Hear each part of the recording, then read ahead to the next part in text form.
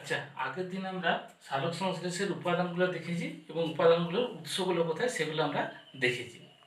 আজকে আসছি সালোক সংশ্লেষের পদ্ধতি, কীভাবে সালোক সংশ্লেষ পদ্ধতিটা হয়ে থাকে। সালোক সংশ্লেষ পদ্ধতিতে দুটো পর্যায়ে সম্পন্ন হয়। একটাকে বলা হচ্ছে আলোক দশা, একটাকে বলা হয় আলোক দশা, অর্থাৎ যে দশাটা আলোকের উপস্থিতিতে হয় তার জন্য আলোক দশা বা আলোক নির্ভর দশাও বলা হয়। আর যেটা আলো ছাড়াই হয়ে থাকে, যেখানে আলোর প্রয়োজন হয় না, সেটাকে বলা হচ্ছে অন্ধকার দশা বা আলোক নিরপেক্ষ দশা। নিরপেক্ষ অর্থাৎ যে দশায় আলোর প্রয়োজন হয় সেটা হচ্ছে আলোক দশা, যেখানে আলোর প্রয়োজন হয় না সেটাই হচ্ছে আলোক নিরপেক্ষ দশা। অন্ধকার দশা মানে যে অন্ধকারে রাত্রের বেলায় হবে এমন নয়। অন্ধকার দশা হচ্ছে যেটা আলোর প্রয়োজন হয় না, তার জন্য এটাকে অন্ধকার দশা বা আলোক নিরপেক্ষ দশা বলা হয়। যদিও বর্তমানে দেখা গেছে যে এটা পুরোপুরি আলো অন্ধকারতেও হয় না, আবার কতগুলো উৎসেচক এখানে প্রয়োজন হয় যেগুলোর জন্য আলোর প্রয়োজন হয়, তার জন্য তার নাম দেওয়া হয়েছে এখানে অন্ধকার দশা বা আলোক নিরপেক্ষ দশা হিসাবে এটা পরিচিত। আলোক দশা, আলোক দশাতে সমস্ত রকম ফটোকেমিক্যাল রিঅ্যাকশন হয়, অর্থাৎ আলোক দশাতে হয় আলোক রাসায়নিক বিক্রিয়া, আলোক রাসায়নিক বিক্রিয়া। আর অন্ধকার দশাতে হয় জৈব রাসায়নিক বিক্রিয়া।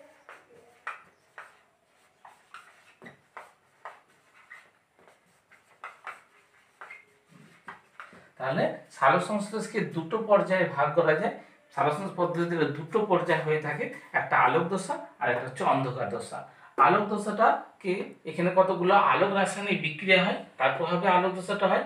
আলোর উপস্থিতিতে হয়, এটা আলোর উপস্থিতিতে হয় না, অর্থাৎ আলোর প্রয়োজন হয় না, তার জন্য নাম হচ্ছে আলোক নিরপেক্ষ দশা। এখানে কতগুলো জৈব রাসায়নিক বিক্রিয়া হয়ে থাকে। আলোক দশাটা বা আলোক রাসায়নিক দশাটা এটা কোথায় হয়? ক্লোরোপ্লাস্টের গ্রানা অঞ্চল। আর অন্ধকার দশাটা হয়ে থাকে ক্লোরোপ্লাস্টের স্ট্রোমা অঞ্চল। এবারে এইটা হচ্ছে আলোক দশা আর অন্ধকার দশা। এবার আসছে আলোক দশা বা আলোক নির্ভর দশা, অর্থাৎ যে দশাটা আলোর উপস্থিতিতে হয়, আলোর সাহায্য নিয়ে হয় সালোক সংশ্লেষে, সেই দশাটা হচ্ছে আলোক দশা। এটা কোথায় হয় বললাম? এটা ক্লোরোপ্লাস্টের গ্রানা অঞ্চলে সম্পন্ন হয়। তাহলে আলোক নির্ভর দশা যেটা, সেটা হচ্ছে ক্লোরোপ্লাস্টের গ্রানা অঞ্চলে হয়। এখানে কতগুলো কি রিঅ্যাকশন হয়? কতগুলো ফটোকেমিক্যাল রিঅ্যাকশন হয়, অর্থাৎ আলোক রাসায়নিক বিক্রিয়া কতগুলো এখানে হয়ে থাকে। ফটোকেমিক্যাল বা আলোক রাসায়নিক বিক্রিয়া, ফটোকেমিক্যাল রিঅ্যাকশন হয়ে থাকে বা আলোক রাসায়নিক বিক্রিয়া কতগুলো এখানে হয়ে থাকে। এবারে এই আলোক দশাটা কিভাবে হয় সেটা আমি দেখাচ্ছি। আচ্ছা, আলোক দশাটা সহজ বোঝানোর জন্য আমি চারটা পর্যায়ে ভাগ করে নিচ্ছি, যে পর্যায়ে আলোক দশাটা হয়ে থাকে। প্রথম পর্যায়, 1 নম্বর পর্যায় হচ্ছে আলোক দশার যে আলোক শক্তি শোষণ।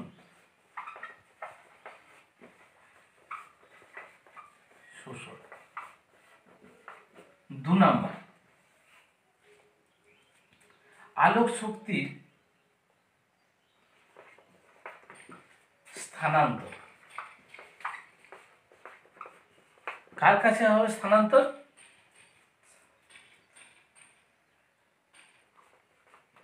Chlorophyll A. ক্লোরোফিল এতে আলোক শক্তির স্থানান্তর। 3 নম্বর, ক্লোরোফিল এর কাজ।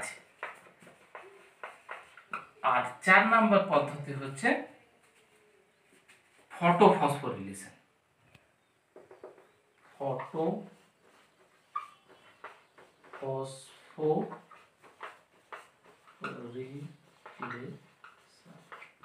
তাহলে এই চারটা পদ্ধতিতে বা চারটে পর্যায়ে আলোক দশাটা হয়ে থাকে। 1 নম্বর হচ্ছে আলোক শক্তির শোষণ, 2 নম্বর হচ্ছে ক্লোরোফিল এতে আলোক শক্তির স্থানান্তর, 3 নম্বর হচ্ছে ক্লোরোফিল এর কাজ, আর 4 নম্বর হচ্ছে ফটোফসফোরিলেশন। এবারে প্রত্যেকটা পর্যায়ে কিভাবে হয়ে থাকে সেইটাই আমরা আসছি। প্রথমে আসছি আলোক শক্তির শোষণ। আলোক শক্তির শোষণ কি আমরা জানি, আমরা আগে পড়েছি যে সালোক সংশ্লেষে বিভিন্ন ধরনের রঞ্জক পদার্থ আছে, যে রঞ্জক পদার্থগুলো সালোক সংশ্লেষে কাজ করে। তার মধ্যে আছে ক্লোরোফিল বি, ক্যারোটিন, জ্যান্থোফিল। এরা কি করে, এরা যে তরঙ্গ দৈর্ঘ্যের আলো বলেছিলাম কত 390 থেকে 760 nm, এই তরঙ্গ দৈর্ঘ্যের আলো এখানে আসে, এরা সেই আলোটা শোষণ করে। তাহলে এরা কি করছে, এই যে পিগমেন্টগুলো, এই রঞ্জক পদার্থগুলো রয়েছে, এরা আলো শক্তিটা শোষণ করছে। তার জন্য এই পিগমেন্টগুলোকে বলা হয় অ্যান্টেনা পিগমেন্ট, অ্যান্টেনা রঞ্জক। আমাদের ঘরে টিভির অ্যান্টেনা কি কাজ করে, টিভির অ্যান্টেনা কাজ করে সিগন্যালটাকে ধরে। সেরকম এই যে রঞ্জক পদার্থগুলো রয়েছে, এই রঞ্জক পদার্থগুলো এই তরঙ্গ দৈর্ঘ্যের আলো থেকে ফোটন কণাটা শোষণ করে, আলোক শক্তি হিসাবে ফোটন কণা শোষণ করে। তাহলে প্রথম পর্যায়টা হলো এটা, যে বিভিন্ন ক্লোরোফিল এ ছাড়া বাকি যে রঞ্জক পদার্থ ক্লোরোফিল বি, ক্যারোটিন, জ্যান্থোফিল, এই যে সাহায্যকারী রঞ্জক পদার্থগুলো আছে, সেই রঞ্জক পদার্থগুলো 390 থেকে 760 nm তরঙ্গ দৈর্ঘ্যের আলোক শক্তি শোষণ করে অ্যান্টেনা পিগমেন্ট হিসাবে কাজ করে। এই অ্যান্টেনা পিগমেন্টগুলো কি করে, এবারে ফার্স্ট পর্যায়টা হলো আলোক শক্তি শোষণ। তাহলে বিভিন্ন রঞ্জক দ্বারা আলোক শক্তি শোষণটা হলো। এবারে আসছি 2 নাম্বার পর্যায়ে, যেখানে হচ্ছে আলোক শক্তির স্থানান্তর। কার কাছে যাবে, to chlorophyll A. Chlorophyll A তে আলোক শক্তির স্থানান্তর। তাহলে এই যে রঞ্জক পদার্থগুলো, অ্যান্টেনা পিগমেন্টগুলো আলোক শক্তিটা শোষণ করলো, এই শোষিত আলোক শক্তিটা তারা সরাসরি কোথায় পাঠিয়ে দিল, ক্লোরোফিল এর কাছে, অর্থাৎ ক্লোরোফিল এ তে পাঠিয়ে দিল। তাহলে এইখানে দেখা যাচ্ছে, এখানে যদি এ রঞ্জক না থাকে বা এ রঞ্জক না থাকে, বাকি রঞ্জকগুলো এই কাজটা চালিয়ে নেবে, কিন্তু এটা যদি না থাকে সে কাজটা করতে পারে না। এটাকে বলা হয় রিঅ্যাকশন সেন্টার।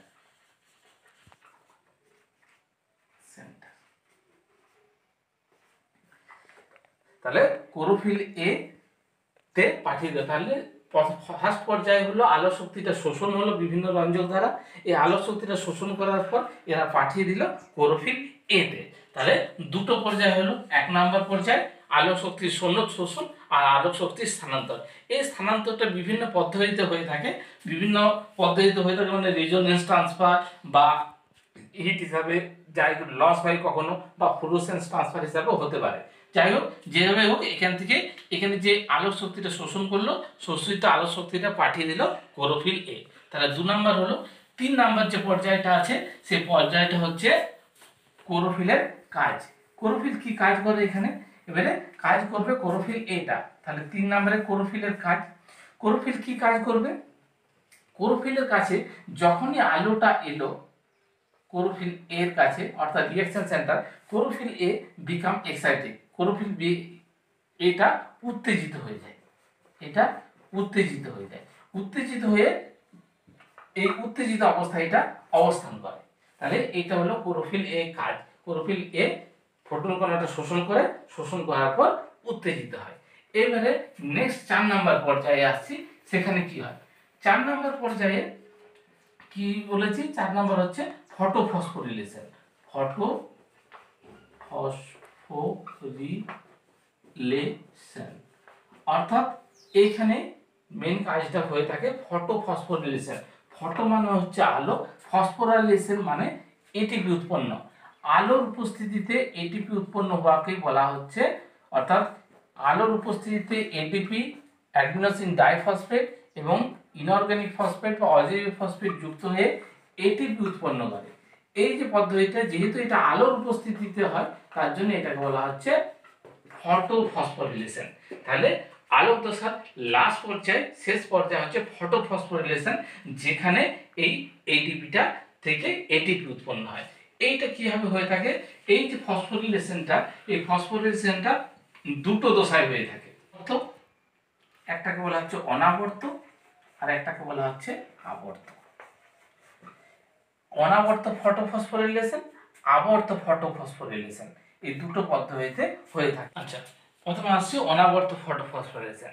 অনাবর্ত ফটোফসফোরিলেশন হচ্ছে এখানে দুটো ফটো সিস্টেমের প্রয়োজন হয়। একটা হচ্ছে PS1 ফটো সিস্টেম 1, আর একটা হচ্ছে PS2। PS1 এবং PS2 কি? PS1 এবং PS2 হলো কতগুলো রঞ্জকের সমষ্টি, এটাও কতগুলো রঞ্জকের সমষ্টি, এটাও কতগুলো রঞ্জকের সমষ্টি। PS1 যে রঞ্জকগুলোর সমষ্টি, সেগুলোর প্রধান যে রঞ্জক পদার্থ, প্রথমে যেমন ক্লোরোফিল এ, তাই ক্লোরোফিল এ, এখানে ক্লোরোফিল এ যেটা ক্লোরোফিল এ সেটা হচ্ছে 700, অর্থাৎ এটাকে ডিনোট করা হয় P700 হিসাবে। PS2 যেটা সেটা হচ্ছে ক্লোরোফিল এ 680, অর্থাৎ এটাকে ডিনোট করা হয় P680। তার সঙ্গে এটা প্রধান রঞ্জক পদার্থ, এইটা PS2 এর এটা প্রধান রঞ্জক পদার্থ, এর সঙ্গে আরো কি কি থাকে? ক্যারোটিন, জ্যান্থোফিল, ক্লোরোফিল বি এগুলো থাকে। এখানেও ক্যারোটিন, জ্যান্থোফিল, ক্লোরোফিল এগুলো থাকে। তাহলে মেন হচ্ছে PS1 হচ্ছে ফটো সিস্টেম 1, কতগুলো রঞ্জকের সমষ্টি, তাদের মেন ট্র্যাকিং সেন্টার হচ্ছে প্রধান যে কার্যকরী যে ক্লোরোফিল, তাই সে 700 তরঙ্গদৈর্ঘ্যে আলো শোষণ করতে পর্যন্ত শোষণ করতে পারে, তার জন্য এটাকে বলা হচ্ছে ক্লোরোফিল এ 700। আর এখানে মেন ট্র্যাকিং সেন্টার হচ্ছে PS2 তে, যে ক্লোরোফিল এ হচ্ছে 680, অর্থাৎ 680 তরঙ্গদৈর্ঘ্য পর্যন্ত আলো শোষণ করতে পারে, তার জন্য এটাকে বলা হচ্ছে P680। প্রথমে আসছি অনাবর্ত ফটোফসফোরাইলেশন।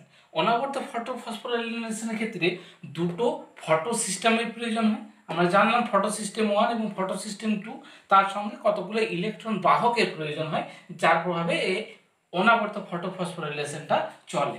কীভাবে হয়? এখানে দুটো ফটো সিস্টেম প্রয়োজন হয়, একটা PS1 আর একটা হচ্ছে PS2। PS1 কে কি হিসাবে ডিনোট করি? P700 হিসাবে।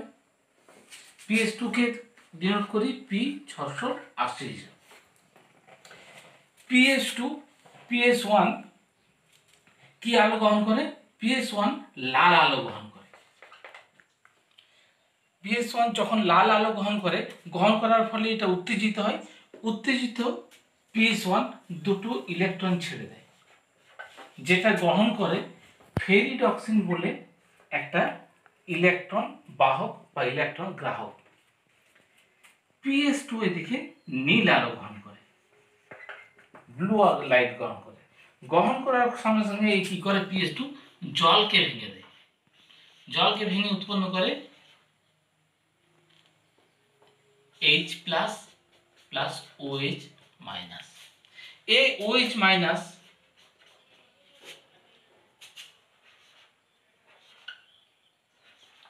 এই OH মাইনাস দুটো ইলেকট্রনকে দিয়ে দিল, দিয়ে উৎপন্ন করলো OH মূলকে।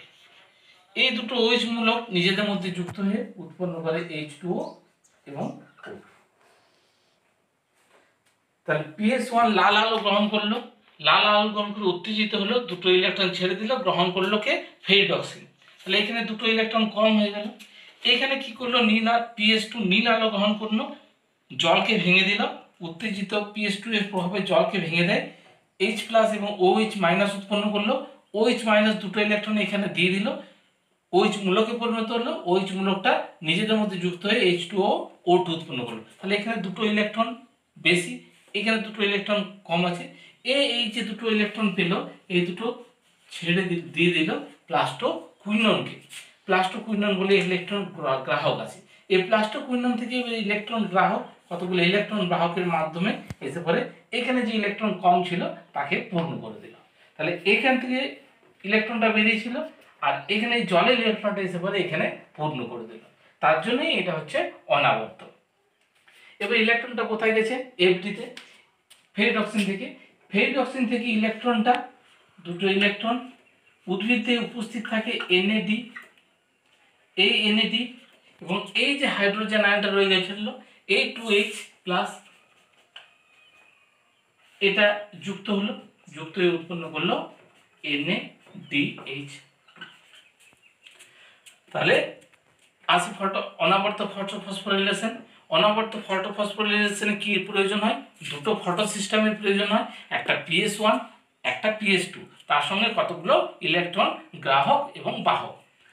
PS1 লাল আলো গ্রহণ করলো, দুটো ইলেকট্রন ছেড়ে দিল, গ্রহণ করে রাখলো ফেরিডক্সিন। PS2 নীল আলো শোষণ করলো, জলকে ভেঙে দিল, জলকে ভেঙে H+OH- আয়ন উৎপন্ন করলো। এই OH- ইলেকট্রন এখানে দিয়ে দিল PS2 কে, 2H মূলকে পরিণত হলো, যা নিজেদের মধ্যে যুক্ত হয়ে আবার জল এবং অক্সিজেন উৎপন্ন করলো। এখানে দেখা যায় প্লাস্টোকুইনন থেকে যখন PS1 এ ইলেকট্রনটা যায়, তখন এখানে কিছুটা এনার্জি ফল করে, যার প্রভাবে ADP এবং PI কে যুক্ত করে দেয়, দিয়ে উৎপন্ন করে ATP। তাহলে এখনো ATP এখানে উৎপন্ন হলো, এখানে একটা NADH2 উৎপন্ন হয়েছে, এখানে H2O এবং জল উৎপন্ন হয়েছে। তাহলে অনাবর্ত ফটোফসফোরিলেশনের শেষে আমরা কি পাচ্ছি? এখনো NADPH2, এখনো ATP, জল আর অক্সিজেন। এই অক্সিজেনটাই সালোকসংশ্লেষে যে অক্সিজেনটা বেরিয়ে আসে সেটা থেকে উৎপন্ন হয়। তাহলে এখানে কোথাও কার্বন ডাইঅক্সাইড লাগেনি। বিজ্ঞানী রবিন হিল প্রথম দেখিয়েছিল যে এই যে জলটা, এই জলটা যে বেরিয়ে আসছে অক্সিজেনটা এই জল থেকে বেরিয়ে আসছে। বিজ্ঞানী রবিন হিল এটা প্রথম দেখিয়েছিল, তার জন্য এই যে জলের আদ্য বিশ্লেষণ, জলটা ভেঙে অক্সিজেনটা বেরিয়ে আসছে ফটোসিনথেসিসে, এটাকে হিল বিক্রিয়া বলে। তাহলে এটা হলো অনাবর্ত ফটোফসফোরিলেশন। অনাবর্ত যদি ফসফোরিলেশনটা বুঝতে পারি, তাহলে আবর্তটা বুঝতে পারবো। আবর্তটা কি? যদি আবর্ত করে দিই, তাহলে দেখা যায় যে আবর্তের ক্ষেত্রে একটাই ফটো সিস্টেমের প্রয়োজন হয়, শুধুমাত্র PS1 এর প্রয়োজন হয়, PS2 এর এখানে প্রয়োজন হয় না। শুধুমাত্র কোনটা প্রয়োজন হয়? PS1। PS1 লাগলে তাহলে এখানে এটা লাগবে না কিছু,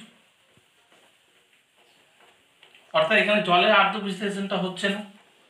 তাহলে PS1 এখানে লাল আলো গ্রহণ করলো, দুটো ইলেকট্রন ছেড়ে দিল, দুটো ইলেকট্রন কে গ্রহণ করলো? ফেরিডক্সিন। এবার ফেরিডক্সিন থেকে ইলেকট্রনটা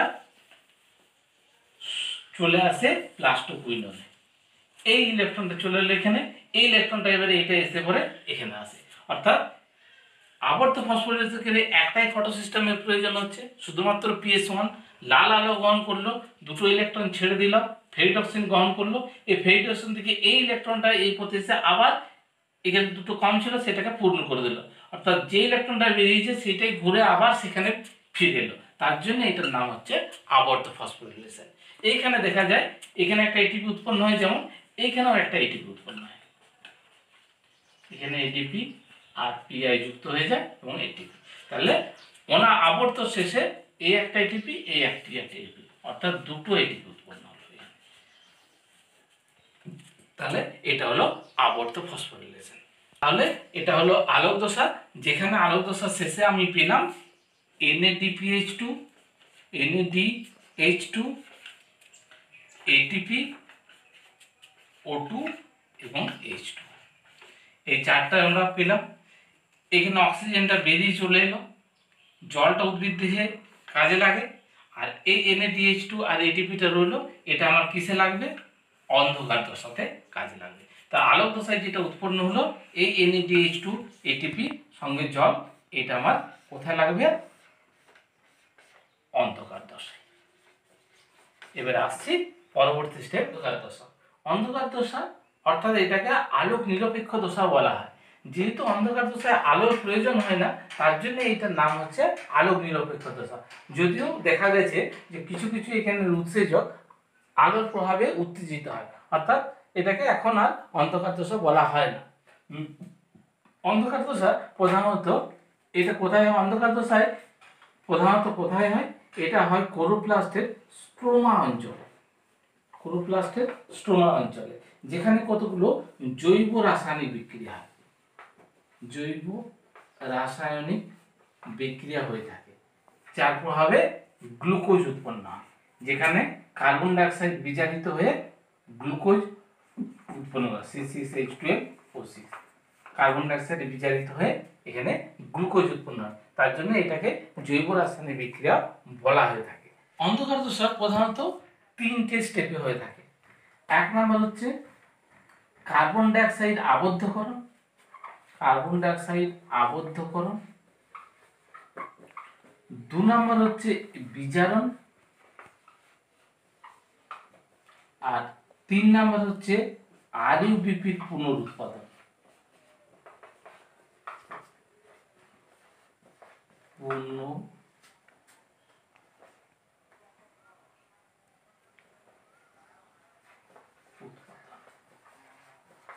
তাহলে 3টে দশায় অন্ধকার দশা হয়ে থাকে। একটা হচ্ছে কার্বন ডাই অক্সাইড আবদ্ধকরণ, একটা হচ্ছে বিজারণ, আর একটা হচ্ছে আরইউবিপির পুনরুৎপাদন। কিভাবে হয়ে থাকে? আসছি carbon die oxide আবদ্ধকরণ। Carbon die oxide আবদ্ধকরণ কিভাবে হয়ে থাকে? বাতাসের কার্বন ডাই অক্সাইড উদ্ভিদে অম্লীভূত হয় হচ্ছে কার্বন ডাই অক্সাইড আবদ্ধকরণ। এটাকে তার জন্য অঙ্গার আত্তীকরণও বলা হয়। অঙ্গার আত্তীকরণ কিভাবে হয়ে থাকে? অঙ্গার আত্তীকরণ বা কার্বন ডাই অক্সাইড আবদ্ধকরণটা উদ্ভিদে উপস্থিত থাকে আরইউবিপি, রাইবোজুলোজ বাইফসফেট, তার সঙ্গে কার্বন ডাই অক্সাইড যুক্ত হয়, যে উৎপন্ন করে পিজিএ, ফসফোগ্লিসারিক অ্যাসিড। এখানে আরইউবিপিটা হচ্ছে 5 কার্বন যুক্ত, এটা একটা 6 কার্বন যুক্ত, এটা হচ্ছে 3 কার্বন যুক্ত। তাহলে এটা কটা উৎপন্ন হবে? দুটো। এটা যদি আমি 6টা নিই 6, এটা 6, তাহলে এটা কটা উৎপন্ন হবে? 12টা। যেহেতু এটা ক কার্বন যুক্ত? 5 কার্বন যুক্ত, এটা 1 কার্বন যুক্ত, এটা হবে 3 কার্বন যুক্ত, তাহলে 12টা উৎপন্ন হবে। তাহলে আরইউবিপি বাতাসে কার্বন ডাই অক্সাইডের সঙ্গে যুক্ত হয়ে উৎপন্ন করে পিজিএ বা ফসফোগ্লিসারিক অ্যাসিড। এইখানে একটা এনজাইমের প্রয়োজন হয় বা উৎসেচকের প্রয়োজন। এই উৎসেচকটার নাম হচ্ছে রুবিস্কো, RUBISCO, রুবিস্কো। রুবিস্কো নামটা হয়েছে রাইবোজুলোজ বিসফসফেট কার্বক্সিলেজ অক্সিজেন। কেন নামকরণ হয়েছে এরকম? এটা দু রকম কাজ করে। এটা কার্বন ডাই অক্সাইডকে আবদ্ধ করে, কার্বন ডাই অক্সাইডের জায়গায় যদি অক্সিজেনকে পায় তার জন্য অক্সিজেনকে আবদ্ধ করতে পারে, তার জন্য এটার নাম হচ্ছে রুবিস্কো। তাহলে যদি আরইউবিপি প্লাস CO2 হয় তাহলে RUBISCO, রাইবোজুলোজ বাইফসফেট কার্বক্সিলেজ, যার প্রভাবে 12 মোল পিজি উৎপন্ন হয়। তাহলে এটা হচ্ছে ফার্স্ট পদ্ধতি, যেখানে বাতাসের কার্বন ডাই অক্সাইড উদ্ভিদের যে আরইউবিপি তার সঙ্গে যুক্ত হয়ে 12 মোল পিজি উৎপন্ন করলো। নেক্সট আসছি 2 নাম্বার, যেটা হচ্ছে বিজারণ। এখানে কি হয়? এখানে আমি আগের 1 নম্বরে পেলাম 12 মোল কি উৎপন্ন হলো? PGA, phosphoglyceric acid. এই ফসফোগ্লিসারিক অ্যাসিড বিজারিত হয়, বিজারিত উৎপন্ন করে পিজিএএলডি, ফসফোগ্লিসারেল অ্যালডিহাইড। তাহলে এটাও 12টা, 12 পিজিএএলডি উৎপন্ন হবে। এখানে কি লাগে? এখানে NADH2 লাগে, যেটা আমরা কোথা থেকে পেলাম? আলোক দশায় উৎপন্ন হয়েছে। এই NADH2টা কটা লাগলো? 12টা NADH2 উৎপন্ন লাগলো, NAD উৎপন্ন করলো। তার সঙ্গে লাগে ATP, 12টা ATP লাগলো, উৎপন্ন হলো ADP। তাহলে 12টা ATP আর 12টা ADP উৎপন্ন হলো। তাহলে এই যে রিঅ্যাকশনটা, এটা হলো বিজারিত। তাহলে PGL ফসফোগ্লিসারিক অ্যাসিড 12 অণু NADH2 আর ATPর সহায়তায় 12 অণু PGL2 উৎপন্ন করলো। তাহলে এই যে PGLটি, এই PGLD থেকে এবারে তৃতীয় পর্যায়ে যাবে। 3 নাম্বার কি বলেছি? কার্বন ডাই অক্সাইড আরইউবিপির পুনরুৎপাদন, এর পুনরুৎপাদন। এইখানে দেখা যাচ্ছে এই যে পিজিএলডি 12 পিজিএলডি থেকে 10 পিজিএলডি দিকে চলে যায়, 10 পিজিএলডি চলে যায়, পুনরায় এটা উৎপন্ন করে আরইউবিপি, রাইবোজুলোজ বাইফসফেট। ফার্স্ট পর্যায়ে চলে যাচ্ছে, অর্থাৎ এটা আরইউবিপি পুনরুৎপাদন হয়ে গেল। আর দুটো যে রয়ে যাচ্ছে 2 পিজিএলডি, এই 2 পিজিএলডি কনভার্ট করে গ্লুকোজে, তো গ্লুকোজ বা শর্করা উৎপন্ন হয়। তাহলে এটা হলো অন্ধকার দশা। তাহলে অন্ধকার দশার প্রথম ফার্স্ট পেলাম carbon die oxide fixation, carbon die oxide আবদ্ধকরণ কে করলো? উদ্ভিদে যে আরইউবিপি আছে, আরইউবিপি কার্বন ডাই অক্সাইডের সঙ্গে যুক্ত হয়ে উৎপন্ন করলো পিজিএ। পিজিএ দ্বিতীয় পর্যায়ে, পিজিএটা বিজারিত হয়ে পিজিএল উৎপন্ন হলো। এখানে লাগলো NADH2 আর ATP। এইখানে যে 12 পিজিএল উৎপন্ন হলো, এই পিজিএল থেকে 10টা পিজিএ ATPর সহায়তায়, ATP এখানে 6টা ATPর সহায়তায় আরইউবিপি উৎপন্ন করে। আর দুটো পিজিএলডি চলে গেল যেটা শর্করা উৎপন্ন করে, অর্থাৎ এই গ্লুকোজটা আমরা, অর্থাৎ এখানে বিজারিত হলো, কার্বন ডাইঅক্সাইডটা বিজারিত হয়ে গ্লুকোজ উৎপন্ন করলো। এই যে 10 পিজিএলডি হলো, এটা আবার কতগুলো বিক্রিয়ার মাধ্যমে পুনরায় আরবিপি উৎপন্ন করে এবং এই চক্রটা চলতে থাকে। এই যে চক্রের প্রথম যে উৎপন্ন পদার্থটা হলো সেটা কি পিজিএ। পিজিএ ক কার্বন যুক্ত? 3 কার্বন যুক্ত, তার জন্য এটাকে C3 সাইকেলও বলা হয়। আর বিজ্ঞানী ক্যালভিন পেসাম বলে বিজ্ঞানী এটা প্রথম আবিষ্কার করেছিল, তার নাম অনুসারে এটাকে ক্যালভিন সাইকেলও বলা হয়। তাহলে এটা হলো ক্যালভিন সাইকেল, অন্ধকার দশা বা C3 সাইকেল। আচ্ছা, এবার আমরা ছবিটা যদি দেখি তাহলে এই যে অন্ধকার দশা সেটা বুঝতে পারবো। দেখো এখানে দেখা যাচ্ছে যে 6 অণু আরবিপি আছে, 6 অণু আরবিপি, 6 অণু কার্বন ডাইঅক্সাইড ও 6 অণু জলের সঙ্গে যুক্ত হয়ে উৎপন্ন করছে 12 অণু পিজিএ। 12 অণু পিজিএ বিজারিত দ্বিতীয় নম্বর রিঅ্যাকশন। তাহলে প্রথমটা হলো কার্বন ডাইঅক্সাইড ফিক্সেশন বা কার্বন ডাইঅক্সাইড আবদ্ধকরণ, যেখানে 6 আরবিপি, 6 অণু জল ও 6 অণু কার্বন ডাইঅক্সাইডের সঙ্গে যুক্ত হয়ে 12 অণু পিজিএ উৎপন্ন করলো। দ্বিতীয় রিঅ্যাকশন, যেখানে 12 অণু পিজিএ NADH2 আর ATPর সহায়তায় বিজারিত হলো, অর্থাৎ দ্বিতীয় রিঅ্যাকশনটা বিজারিত হয়ে 12 অণু পিজিএলডি উৎপন্ন করলো। এই 12 অণু পিজিএলডি কতগুলো বিক্রিয়ার মাধ্যমে, 12 অণু পিজিএলডি থেকে 10 অণু পিজিএলডি কতগুলো বিক্রিয়ার মাধ্যমে এবং ATPর সহায়তায় কত উৎপন্ন করছে? 6 অণু আবার আরবিপি উৎপন্ন করছে, অর্থাৎ পুনরায় আরবিপিটা উৎপন্ন হয়ে গেল। এবারে যে 2 পিজিএলডি চলে গেল, 10 থেকে যে দুটো রয়ে গেল, 12 থেকে যে দুটো রয়ে গেল, এই দুটো থেকে গ্লুকোজ উৎপন্ন হয়, যেটা পরবর্তীকালে স্টার্চ হিসাবে উদ্ভিদে সঞ্চিত থাকে। তাহলে এটা হচ্ছে আরবিপির পুনরুৎপাদন। তাহলে এটা হচ্ছে অন্ধকার দশার পুরো পদ্ধতিটা, যেখানে আলোক দশায় উৎপন্ন এটিপি এবং NADPH2 সহায়তায় কার্বন ডাইঅক্সাইডটা আবদ্ধ হলো এবং গ্লুকোজ উৎপন্ন হলো। আচ্ছা, এবারে তাহলে আমরা অন্ধকার দশা পড়লাম, আলোক দশা পড়লাম। এবারে যদি সালোক সংশ্লেষটাকে আমরা সামারাইজ করি তাহলে দেখতে পাবো যে সালোক সংশ্লেষে কি লাগছে। লেগেছে আমার জল লেগেছে, তার সঙ্গে লেগেছে কার্বন ডাইঅক্সাইড, যে উৎপন্ন হয়েছে কি গ্লুকোজ C6H12O6, এটা হচ্ছে গ্লুকোজ। তার সঙ্গে উৎপন্ন হয়েছে অক্সিজেন আর তার সঙ্গে উৎপন্ন হয়েছে জল। কিভাবে এটা দেখা যাবে? এবারে এখানে লেগেছে আলোক, ক্লোরোফিল এবং সূর্যালোক। এবার দেখি 6CO2 প্লাস 12H2O যে যুক্ত হয় 6O2 হবে এবং 6H2 উৎপন্ন হয়। এইখানে দেখা যাচ্ছে যে এই কার্বন ডাইঅক্সাইডটা এইটা বিজারিত হয়েছে, যে গ্লুকোজ উৎপন্ন হয়েছে, আর এই যে জলটা ছিল এই জলটা জারিত হয়েছে, যে এইখানে এই অক্সিজেনটা উৎপন্ন করেছে, অর্থাৎ এইটা হচ্ছে জারণ।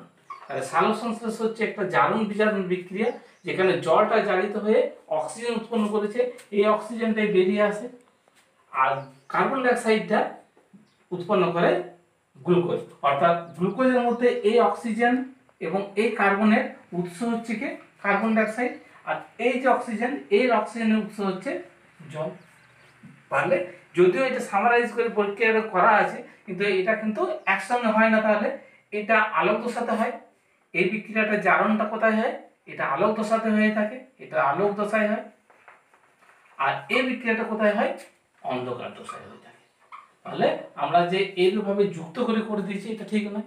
তাহলে এটা সামারি করার জন্য আমি করলাম যে জলটা জারিত হয়ে অক্সিজেন উৎপন্ন করে আর কার্বন ডাইঅক্সাইডটা বিজারিত হয়ে গ্লুকোজ উৎপন্ন করে। অর্থাৎ গ্লুকোজে অক্সিজেন এবং কার্বনের উৎস হচ্ছে কার্বন ডাইঅক্সাইড এবং অক্সিজেনটা যেটা বেরিয়ে আসছে তার উৎস হচ্ছে জল। এবারে আসছি যে সালোক সংশ্লেষের তাৎপর্য। সালোক সংশ্লেষের তাৎপর্যের ক্ষেত্রে দেখা যাবে সালোক সংশ্লেষের তাৎপর্য প্রথমত 1 নম্বর হচ্ছে সালোক সংশ্লেষের ফলে উদ্ভিদ খাদ্য উৎপন্ন করে। এই খাদ্যই আমরা গ্রহণ করি, উদ্ভিদ থেকে প্রত্যক্ষভাবে বা পরোক্ষভাবে সে খাদ্যটাই আমরা গ্রহণ করি। তাহলে খাদ্য উৎপাদন 1 নম্বর হচ্ছে খাদ্য উৎপাদন। কেননা সালোক সংশ্লেষই একমাত্র পদ্ধতি যে সৌরশক্তিকে রাসায়নিক শক্তি রূপে বা স্থৈতিক শক্তি রূপে খাদ্যের মধ্যে আবদ্ধ করতে পারে। সেই খাদ্যটাই আমরা গ্রহণ করি এবং আমাদের বিভিন্ন যে বিপাক ক্রিয়া চালানোর জন্য শক্তিগুলো পেয়ে থাকি। তাহলে খাদ্য উৎপাদন। 2 নম্বর হচ্ছে খাদ্য সঞ্চয় করে রাখে। খাদ্য সঞ্চয়, এই যে গ্লুকোজটা উৎপন্ন করলো, এই গ্লুকোজটা সঞ্চিত খাদ্য হিসাবে উদ্ভিদের শ্বেতসার হিসাবে সঞ্চয় করে রাখে, যেটা আমরা গ্রহণ করতে পারি। 3 নম্বর হচ্ছে যে এর ফলে উৎপন্ন হচ্ছে অক্সিজেন। বাতাসে অক্সিজেন এবং কার্বন ডাইঅক্সাইড গ্রহণ করে, অক্সিজেন ছেড়ে দেয়। তাহলে অক্সিজেন এবং কার্বন ডাইঅক্সাইডের ভারসাম্য রক্ষা করে। 4 নম্বর হচ্ছে যে আমরা যে কয়লা, তেল এগুলো পাই, এগুলো আগেকার দিনে উদ্ভিদ যে সালোক সংশ্লেষ করেছিল সেই শক্তিটাই জমা হয়েছে অনেক বছর ধরে চাপা থেকে, সেটাই আমরা কয়লা বা তেল হিসাবে, পেট্রোল ডিজেল হিসাবে পেয়ে থাকি। তাহলে এইটা হচ্ছে একটা তাৎপর্য। তাহলে সালোক সংশ্লেষের এই 4টা হচ্ছে তাৎপর্য। খাদ্য উৎপাদন হিসাবে, খাদ্য সঞ্চয় করে রাখে, অক্সিজেন কার্বন ডাইঅক্সাইডের ভারসাম্য রক্ষা করে, এবং মানব সভ্যতা যে জ্বালানি কয়লা ডিজেল পেট্রোল এগুলো পেয়ে থাকি আমরা সালোক সংশ্লেষের দ্বারা। তাহলে এটা হলো সালোক সংশ্লেষের তাৎপর্য। সালোক সংশ্লেষ প্রক্রিয়াটা যদি আমরা সামারাইজ করি তাহলে দেখতে পাবো সেই সালোক সংশ্লেষ প্রক্রিয়ায় যে দুটো রিয়েকশন আছে, একটা আলোক দশা আর একটা অন্ধকার দশা। এই সামনে যে লাল রঙের অংশ আর নীল রঙের অংশ রয়েছে, লাল রঙের অংশটা হচ্ছে আলোক দশা আর নীল রঙের যে অংশটা সেটা হচ্ছে অন্ধকার দশা। আলোক দশায় উৎপন্ন হচ্ছে এনএডিপি এবং এটিপি, অর্থাৎ লাইট এনার্জিটা গ্রহণ করলো, আলোক শক্তিটা গ্রহণ করলো এবং এটাকে কেমিক্যাল এনার্জিতে কনভার্ট করলো, কেমিক্যাল এনার্জিতে পরিবর্তিত করলো। এই যে এনএডিপিএইচ টু আর এটিপি উৎপন্ন হলো, এটা অন্ধকার দশায় এই কেমিক্যাল এনার্জিটা ব্যবহার হচ্ছে কার্বন ডাইঅক্সাইড আবদ্ধকরণের জন্য, এবং কার্বন ডাইঅক্সাইডকে আবদ্ধ করছে এই দুটোর নিয়ে পড়ে এবং গ্লুকোজ উৎপন্ন করছে। অর্থাৎ এই দুটো আলোক দশা এবং অন্ধকার দশা দুটোকেই যদি আমি যোগ করি তবে নিচের যে রিয়েকশনটা, এই রিয়েকশনটা আমরা পাচ্ছি 6CO2 plus 12H2O, C6H12O6 plus 6O2 plus H2O। সালোক সংশ্লেষ প্রক্রিয়াটা আমরা পুরোটাই পড়লাম, যেখানে দেখলাম কি সালোক সংশ্লেষ কি, সালোক সংশ্লেষ কখন এবং কোথায় হয়, সালোক সংশ্লেষের যে বিভিন্ন উপাদানগুলো, সেই উপাদানগুলোর উৎস ও তাদের কাজ, সালোক সংশ্লেষের পদ্ধতি অর্থাৎ তার লাইট রিয়েকশন এবং ডার্ক রিয়েকশন, এবং সালোক সংশ্লেষ প্রক্রিয়ার তাৎপর্য। এর সঙ্গে অনেক সময় একটা শর্ট কোশ্চেন আসে যে হিল বিক্রিয়া কি। হিল বিক্রিয়া কি? হিল বিক্রিয়া হচ্ছে বিজ্ঞানী রবিন হিল একটা ক্লোরোপ্লাস্ট সাসপেনশন অর্থাৎ ক্লোরোপ্লাস্ট ও জলের মিশ্রণে একটা হিল বিকারক যোগ করে দেখে যে অক্সিজেন বেরিয়ে আসছে, কোনো কার্বন ডাইঅক্সাইড নেই, তাও অক্সিজেন বেরিয়ে আসছে। এখান থেকে বিজ্ঞানী রবিন হিল প্রমাণ করে যে সালোক সংশ্লেষ প্রক্রিয়ায় যে অক্সিজেনটা বেরিয়ে আসে সেটা জল থেকে বেরিয়ে আসে। এটাই হচ্ছে বিজ্ঞানী রবিন হিল। অর্থাৎ বিজ্ঞানী রবিন হিল কি পরীক্ষা করেছিল, জলের সঙ্গে একটা হিল বিকারক যোগ করেছিল। হিল বিকারক হিসাবে এখানে পটাশিয়াম ফেরিক অক্সাইড যোগ করেছিলাম, এখানে এ হিসাবে ডিনোট করলাম।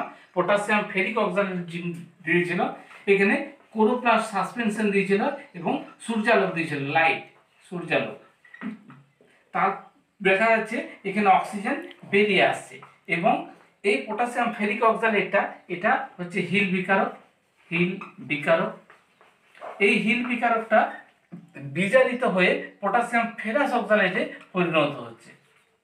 অর্থাৎ এটা যদি ব্যালেন্স করি তাহলে হবে এটা, অর্থাৎ পটাশিয়াম ফেরিক অক্সাইডটা বিজারিত হয়ে পটাশিয়াম ফেরাস অক্সাইডে পরিণত হচ্ছে। অর্থাৎ হিল বিকারকটা বিজারিত হচ্ছে এবং জলটা জারিত হয়ে অক্সিজেন উৎপন্ন করছে এবং এই অক্সিজেনটাই বেরিয়ে আসছে। এইটাই হচ্ছে হিল বিকারক। উদ্ভিদ দেহের ক্ষেত্রে এই হিল বিকারক হিসেবে কাজ করে এনএডি।